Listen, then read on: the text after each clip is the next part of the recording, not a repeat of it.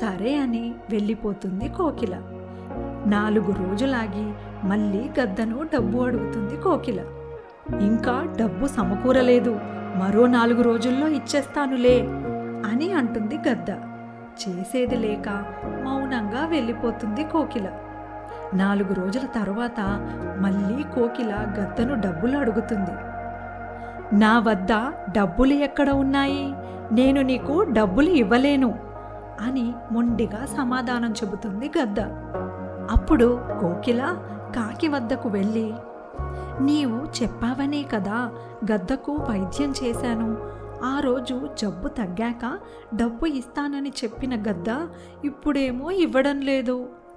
నువ్వే నాకు ఎలాగైనా డబ్బు ఇప్పించాలి అని కాకితో అంటుంది కోకిల.